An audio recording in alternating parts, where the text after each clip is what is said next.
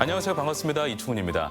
여러분에게 5월은 어떤 의미인가요? 누군가는 휴식을 떠올리고 누군가는 봄을 떠올리고 또 누군가는 잊으려 해도 절대 잊히지 않는 시린 기억을 다시 꺼내보게 되는데요. 2024년 5월 18일인 오늘은 44년 전 1980년 5월의 민주화 운동에 대해 이야기를 나눠보려고 합니다. 44주기를 맞은 올해는 우리 지역의 이세종 열사가 최초 희생자로 공식 인정되며 5.18 민주화 운동은 전국적인 국민들의 투쟁이었다는 사실을 알 수 있게 했는데요. 우리의 오늘을 있게 한 44년 전 뜨거운 외침, 이석환 전북민주화운동기념사업회 이사장과 함께 이야기를 나눠보겠습니다. 안녕하세요. 반갑습니다. 네, 안녕하세요. 네, 이사장님. 우리 시청자분들께 인사 한 말씀 부탁드리겠습니다. 네, 전북민주화운동기념사업회 이사장직을 맡고 있는 이석환입니다. 반갑습니다. 네, 반갑습니다. 그 인사말에서 또 많은 이들의 5월의 의미에 대해서 오프닝을 했었는데 우리 이사장님에게 개인적으로 5월은 어떤 의미일지도 궁금하네요. 제가 5월이면은 장미의 꽃이 떠오르는 그런 계절이기 때문에 네. 또 정말 녹음이 우거지는 아름다운 계절이 5월이죠. 예. 동시에 수많은 사람들이 희생이 된 그런 5월이기 때문에 슬픈 5월이기도 합니다. 저에게 있어서는. 네, 알겠습니다. 전북민주화운동기념사업회에서는 정말 다양한 활동을 하실 것 같은데요. 어떤 단체이고 또 어떻게 설립이 됐고 어떤 활동을 하는지 이야기 들어볼까요? 예. 저희 전북민주화운동기념사업회는 2004년도에 창립을 해서 네. 올해 창립 20주년을 맞이하였습니다. 아, 그렇군요. 저희가 가장 시급하게 하고 또 해마다 중요시하는 여러 가지 일들이 있는데요. 우선은 첫째는 4.19, 5.18, 또 60항쟁 이런 기념행사, 그리고 또 두 번째는 민주항쟁을 하다가 희생이 된 네네. 그런 열사들에 대한 추모식, 또 추모 행사, 그다음에 민주화운동 기록화 사업, 네네. 그리고 민주시민교육이라든지 인권교육, 그러한 일들을 좀 하고 있습니다. 네, 알겠습니다. 그 이사장님께서는 민주주의를 위해서 다양한 단체 그리고 또 개인적으로도 여러 가지 활동을 해 오셨잖아요. 이런 길을 걷게 된 배경이 또 무엇일까도 궁금해요. 제가 1970년대 이제 대학을 다녔는데 네. 당시 제가 대학에서 부총학생회장으로 학생운동을 잠깐 한 적은 있지만 네네. 그러나 본격적으로 민주화운동을 한 것은 아니었고 제가 이 고등학교 국어교사로 재직 중이었는데 1980년도 그 전두환 신군부에 네. 그런 무차별 그 광주 시민들 학살 사건을 접하면서 아하. 급기야는 전두환 정권 퇴진 운동에 나서게 되었고 또 그로 인해서 82년도에 제가 강제 해직을 당했습니다. 아, 그렇군요. 근데 강제 해직 후에 오기가 생기더라고요. 민주운동을 더 가열차게 해야겠다 해서 지금까지 민주운동을 계속하고 있습니다. 아, 그때 이제 해직까지 당하시면서 네. 그 많은 그 어려움, 고통, 또 가족들에 대한 미안함 이런 건 많이 있죠. 네, 알겠습니다. 지금도 말씀하시면서 약간의 좀 눈시울이 네, 감정이 또 올라오시는 것 같습니다. 지금부터 이제 한 44년 전이잖아요. 그때 당시에 아마 분위기는 또 어땠을까? 아마 또 선명하게 기억하고 계실 것 같아요. 1980년의 그 상황을. 80년도에 이제 이미 79년도에 박정희 대통령이 시해를 당하고 그 이듬해 80년도에 전두환 신군부가 집권을 하면서 예. 그 시민들이나 성별, 연령 이런 걸 가리지 않고 민주화에 대한 그 열기 또 이런 희망 이런 것이 있었는데 그것이 짓밟혔단 말이에요.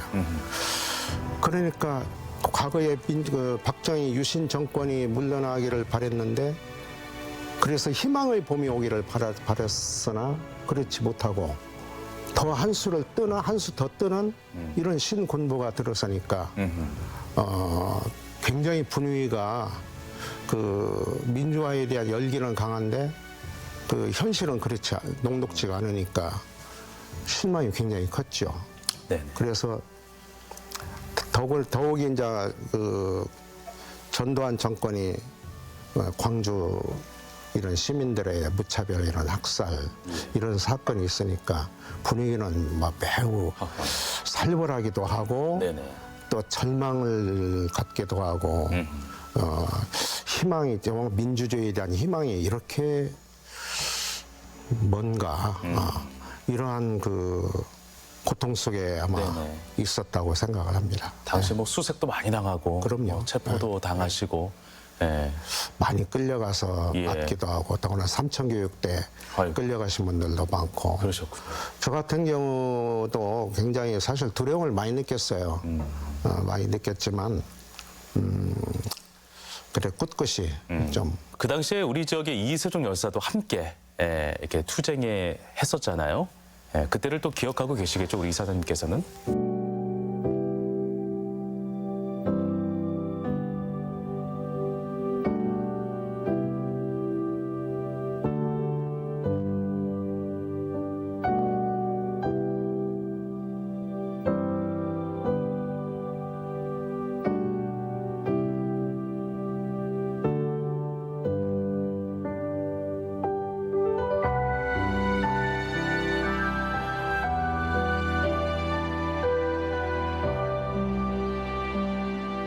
이세종 열사는 그 당시 전북대학교 농학과 2학년에 재학 중이었는데 예. 80년 네네. 5월 17일 자정을 기해서 계엄령이 선포가 됐단 말이에요. 예, 예. 근데 그 이전부터 전북대학교 제1학생회관에서 40여 명 학생들이 농성을 하고 있었어요. 아, 그렇군요. 근데 계엄군이 이제 들어왔죠. 그래서 계엄군에 쫓겨서 많은 학생들이 도망다니다가 많이 잡히고 그런 과정에서 그 이튿날 이세종 열사가 학생회관 그 밑에 추락해 있는 정말 피투성이가 된 채 죽어 있는 사망한 그런 모습을 이렇게 보였죠. 그래서 저희들이 이제 쭉 추정을 해보기를 계엄군들이 이세종 열사를 이 학생을 무차별 구타를 하고 옥상에서 네. 그 1층 땅바닥으로 아유. 던지지 않았나 저희들은 그렇게 추정을 하는데 예. 당시에는 의문사나 추락사로만 이렇게 유장을 했기 때문에 그렇군요. 진상이 밝혀지기는 지금 현재 정확히 되어 있지 않습니다. 네네. 아무튼 그 이세종 열사는 그 당시에 전남북 대학을 대학을 연대하는 그 호남 지역 대학생 연합회가 있었는데 네네. 거기에 연락하는 그런 책임자를 맡고 있었다고 합니다. 네, 예. 알겠습니다. 평소에 이세종 열사는 어떤 사람이었는지도 혹시 이사님께서 기억을 하시나요? 이세종 열사는 일단은 그 민주주의에 대한 의식이 워낙 강하고 예. 이런 호남 지역 연합회에서 연락책을 맡을 정도로 그렇게 책임감 있는 그런 학생이었고 네네. 또 그 당시에도 이렇게 연락을 하면서 그런 정말 가혹한 희생을 당하지 않았나 네. 그런 생각을 갖습니다. 알겠습니다. 이세종 열사를 비롯해서 이제 대학생들이 주축이 돼서 그런 민주화 운동을 전개를 했었는데, 근데 그 운동이 대학생들만 이렇게 구성된 건 아니었다고 들었어요. 그 그랬죠. 모습을 보고 뭐 다양한 시민분들도 합류하기도 하고 힘을 보태기도 했다고 그 하는데. 당시 많은 시민들이 예. 가두에 같이 참여를 했었고 네네. 또 고등학생들마저도 아, 그렇군요. 참여를 했었는데 그 대표적인 것이 전주 신흥고등학교 학생들이 맞아요. 가두시로 이렇게 나오려고 했었는데 나오지는 못했지만은 그 학생들이 운동장을 이렇게 스크럼 짜고 돌면서 전두환 정권 퇴진하라, 계엄 철폐하라 이러한 시위 사건이 있었습니다. 참 대단한 사건이죠. 그래서 그 신흥고등학교 학생들의 이 사건은 현재 좀 재조명하는 그런 그 작업을 많이 하고 있습니다. 그 5.18 민주화 운동을 주제로 삼은 영화, 만화 등이 나오면서 많은 사람들이 이제 나중에 그 5월의 그 항쟁에 대해서 또 인식을 하고 또 정확하게 또 정보를 수집할 수가 있었던 것 같습니다. 이렇게까지 오늘날 우리가 그런 이야기들을 이렇게 접하게 될 수 있었던 거는 그 과정이 정말 또 숱한 과정들이 분명히 있었을 것 같아요. 5.18 민주항쟁에 뭐 북한군이 개입했다. 네. 이러한 그 허황된 말을 하는 사람도 있었고, 그래서 5.18 민주항쟁을 폄하시키는 맞습니다. 그런 의도도 뭐 있었습니다만은, 네네. 그래도 뭐 그런 것들은 뭐 그렇게 크게 저희들이 신경 쓰지 않고요. 네네. 진상을 알리기 위해서 많은 사람들의 노력이 있었고, 그렇기 때문에 그 오늘날 5.18 행사가 이렇게 해마다 성스럽게 네네.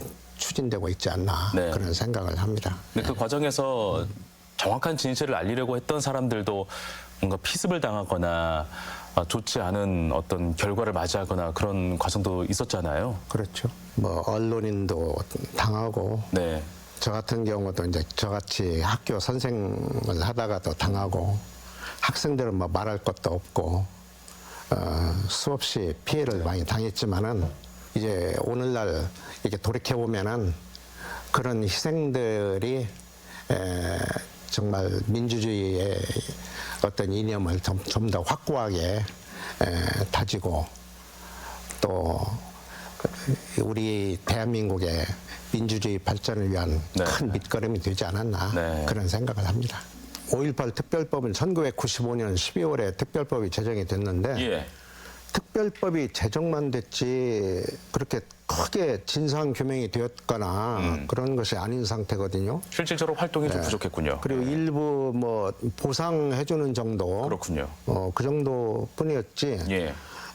미국의 책임이라든지 또 5.18에 대한 어떤 책임 소재, 이러한 것들이 분명히 그 드러나지 않은 상태여서 예. 그런 부분에 대한 아쉬움이 굉장히 큽니다. 근데 그 특별법이 제정되기까지도 사실 굉장히 어려웠잖아요. 그럼요. 네. 근데 또 노력했던 뭐 기억이 있을 텐데요. 어떠셨습니까? 많은 그 민주화운동 단체들이 특히 그 당시에 이제 야당 국회의원, 야당 그 정치인들하고 이제 뭐 협력을 더 구했고, 1995년 그 김영삼 정권 때 그러면 문민정부가 들어서면서 특별법이 제정이 됐죠. 그러나 진상 규명이 제대로 이루어지지 않았고, 네. 그런 아쉬움이 이제 매우 큽니다. 그렇군요. 그 이후에 김대중 정부, 노무현 정부가 들어섰지만은 여전히 그 책임 소재가 분명히 가려지지 않은 것이어서 어떻게 정권이 수평적인 정권 교체가 이루어졌음에도 불구하고 왜 그런 그 진상 규명이 제대로 이루어지지 않았을까?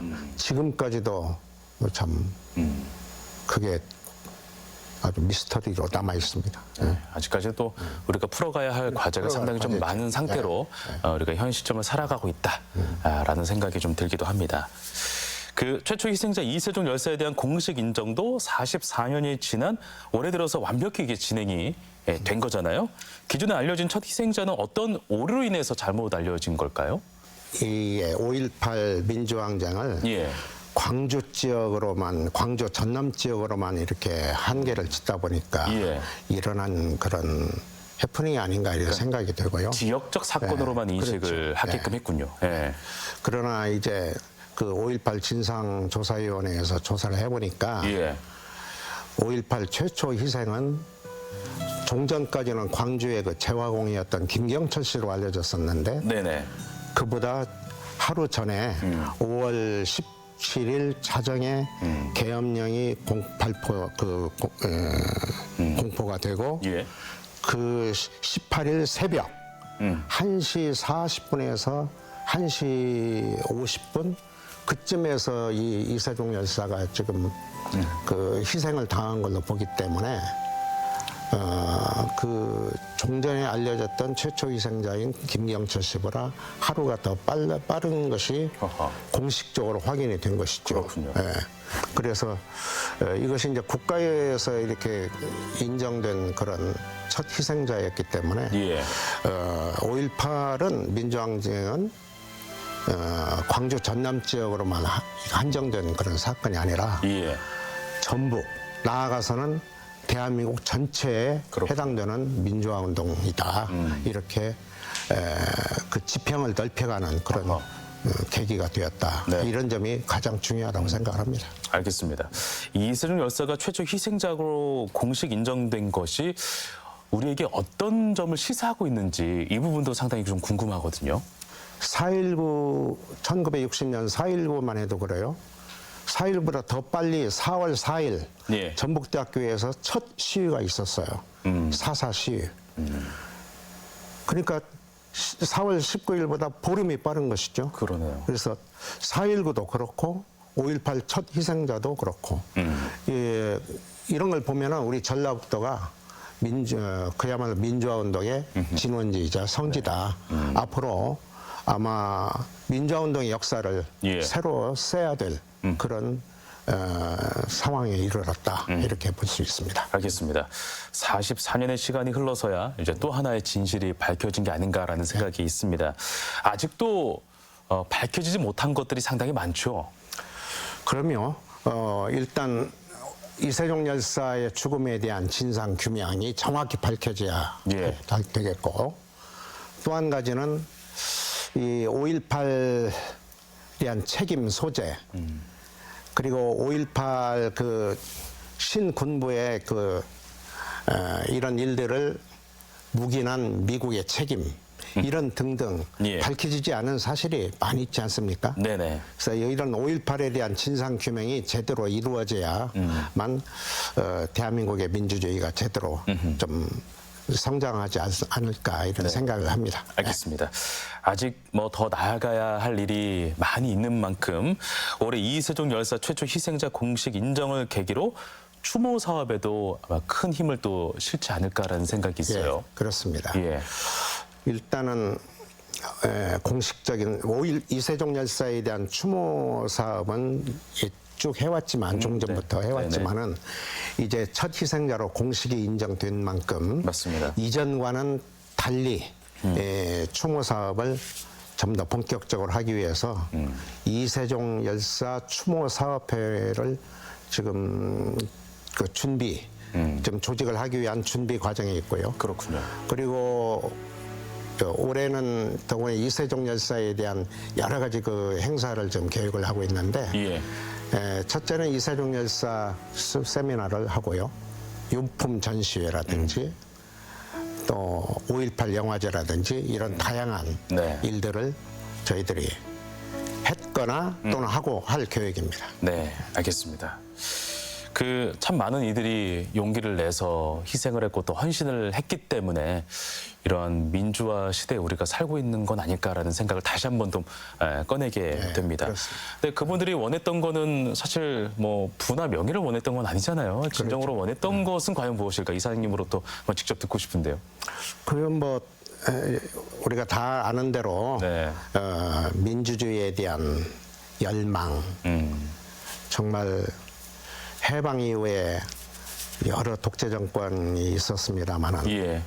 그 독재 정권이 들어설 때마다 민주주의가 훼손이 되고 민주주의의 가치가 땅에 떨어지고 네. 이러한 것을 경험을 하면서 정말 우리 대한민국의 우리 국민들이 민주주의가 활발하게 이루어지는 그런 훌륭한 나라에서 살았으면 하는 네. 그런 염원이 있죠. 네네. 그리고 저는 개인적으로 우리 자손들이 정말 민주주의가 성장한, 민주주의가 원숙하게 그런 좋은 분위기에서 좀 아름다운 인생을 좀 살았으면 하는 마음으로 예. 저는 사실 열심히 더 한 것이 했고요. 정말 데모 없는 세상, 그런 세상에서 저희 자식들이 좀 살았으면 하는 그런 마음을 가지고 네. 사실 민주화 운동에 더 가열차게 해왔습니다. 네. 이사님께서는 그동안 이제 민주화운동의 진실을 또 알리고 그런 성숙한 사회를 만들기 위해서 지금까지 노력을 쭉 해오셨는데 그 과정은 사실 순탄치만 않았잖아요. 지금 오늘 뭐 이 자리에서 말씀을 다 못 드렸지만 굉장히 어려운 시기를 분명히 또 보냈었고 남몰래 또 눈물도 많이 훔치셨을 것 같은데 포기하고 싶은 순간은 분명히 있었을 것 같아요. 그 순간을 어떻게 극복했고 어떻게 또 이겨내셨는지도 이야기를 한번 들려주시면 저는 어떨까요? 당시에 그 기독교 신앙을 가졌었는데 그런 신앙이 일단은 어려움을 극복하게 된 원동력이 되었고 예. 또 가족들의 그 응원이 참 저에게는 큰 힘이 되었습니다. 예. 저는 개인적으로 그 육형제 중에 장남인데 그러시군요. 당시에 강제 해직되고 또 아버님은 이미 작고하신 상태였고 어머님은 능력이 없는 상태여서 아유. 동생들을 이렇게 부양하는 그런 책임을 함께 졌어요. 예. 그런 상황에서 이렇게 해직되고 보니까 그야말로 엎친 데 덮친 격, 설상가상격으로 네네. 매우 힘든 세월을 보냈죠. 아이고. 그런 힘든 세월을 보냈지만은 그래도 민주화 운동에 대한 그 열망 그런 것들 때문에 이런 운동을 놓지를 못하고 힘들고 어려운 세월을 살아왔습니다. 네. 이 자리를 빌어서 제 아내에게 매우 감사하다는 말씀을 드리고 싶네요. 네. 가족이 있었기 때문에 또 숱한 세월들을 또 견뎌낼 수 있었던 건 아닐까라는 생각이 좀 있기도 합니다. 44년 전과 지금을 비교해 보면 좀 어떠신 것 같습니까? 민주화에 대한 어떤 의미에 대해서. 예. 민주화 운동에 대한 인식은 많이 좋아졌는데 예. 그러나 아직도 그 사회가 열망과는 반대의 일들이 자꾸 일어나니까 이 어느 때가 되어야 어느 시기가 되어야 정말 민주화의 저 어떤 좋은 세상이 올까 이런 그 생각을 갖고 사는데 아직도 멀었구나. 또 민주주의가 저는 이 땅에 완전히 정착이 되었다고 보질 않습니다.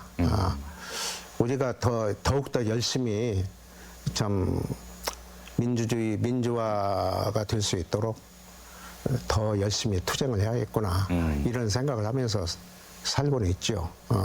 근데 우리 젊은 세대들도 좀 이제 많은 인식이 좀 많이 좋아졌습니다만은 정말 이런 민주주의의 어떤 열망을 위해서 열망을 가지고 그렇게 그 세대와 상관없이 예. 그런 생각을 가지고 살았으면 하는 그런 마음을 갖습니다. 네. 네. 민주화라는 것은 어떻게 보면 이사님 말씀을 좀 이렇게 해석을 하자면 종착역이기보다는 끊임없이 흘러가는 흐름 그 자체라는 생각이 좀 들기도 하고요. 예, 그렇습니다. 예, 끊임없이 누군가가 그것을 인지하고 운동하고 주장하고 행동했을 때 하여튼 민주, 백성민자, 주인주자. 네. 백성이 주인되는 사회.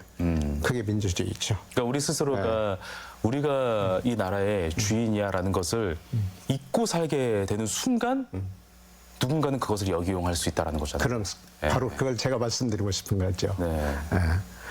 정말 역이용하고 그 개인의 어떤 영달 아주 나쁜 쪽으로 자꾸 가더라고요. 그래서 정말 민주주의라는 것은 정말 이 유정자들부터 백성이 주인되는 사회를 만들 수 있도록 노력을 해야 된다고 보거든요. 근데 과연 그런 유정자들이 우리 근현대사에 얼마나 있었는가 기대하기 쉽진 않죠. 예. 기대해야 참 쉽지가 않습니다. 네. 참으로 어렵고 네. 힘듭니다, 정말. 네, 알겠습니다. 앞으로 계획이 굉장히 좀 궁금합니다. 어떤 계획들을 갖고 있는지도 한번 이야기 들어볼까요? 일단 올해 5.18 행사는 다양하게 지금 된 것도 있고 예. 또 될 것도 많은데 일단은 5월 17일 학술 세미나가 있고요. 네. 특히 이세종 열사에 관한 학술 세미나가 있는데 진행이 됐었죠. 이 학술 세미나는 첫 희생자로 공식 인정된 부분과 예. 앞으로 이를 어떻게 풀어나갈 것인가, 더 확대하고 의미를 더, 확대하고 의미를 더할 것인지 예. 그런 내용을 가지고 학술 세미나를 그렇군요. 했지요. 네. 그리고 오후에는 또 학술 5.18 기념식을 하고, 그리고 이제 저희들이 5월 18일을 기해서 5.18 영화제를 전북대학교 학술문화관에서 그렇군요. 장편 3편하고 단편 3편을 가지고 5.18 영화제를 합니다. 예. 이 영화제는 우리 많은 도민들이 오셔서 함께 무료니까 네. 관람해 주시면 대단히 고맙겠습니다. 네, 굉장히 의미 있는 행사거든요. 네. 또 그것 말고도 또 이세종 열사 유품 전시회, 또 5.18 민주항쟁 사진전 예. 이런 것을 겸해서 전북대학교 박물관에서 5월 말까지 진행이 되고 있습니다. 그래서 이런 여러 가지 있고요. 하여튼 5.18이 행사가 5.18에만 국한되는 건 아니고 맞아요.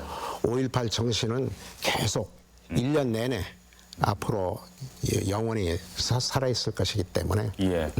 지금뿐만이 아니라 앞으로도 우리 도민들이 적극적인 그런 관심을 가지고 함께 참여하고 그렇게 해주셨으면 대단히 고맙겠습니다. 명실공히 우리 전북을 대표하는 그런 민주화운동 단체로 자리매김할 수 있도록 네네. 우리 도민들의 적극적인 성원과 참여를 기대합니다. 네, 알겠습니다. 자, 끝으로 다 함께 만들어갈 미래는 더 많은 웃음이 있을 수 있도록 희망의 메시지를 이사님으로 한번 듣고 싶은데요. 어떻습니까? 지금 시대가 좀 많이 어렵다고 저는 생각을 합니다. 그렇지만은 저희들과 함께 민주화에 대한 열망을 가지시고 예. 정말 희망을 가지고 그렇게 살았으면 좋겠고요. 예. 정말 좋은 날이 올 것이다. 이런 생각을 가지고 네. 힘차게 살았으면 좋겠습니다. 네. 네, 화이팅 합시다. 알겠습니다. 민주주의를 위해서 그동안 희생했고 또 헌신했던 그 노고를 절대 잊지 않고 기억하는 것뿐만 아니라 스스로도 내가 이 나라의 주인이구나라는 것을 인식하고 있다면 열망했던 그 날이 더욱더 가깝게 오지 않을까라는 생각이 들기도 합니다. 네. 그런 많은 생각을 하게 했던 오늘이었던 것 같습니다. 오늘 말씀은 여기까지 듣도록 하겠습니다. 오늘 고맙습니다. 네, 감사합니다.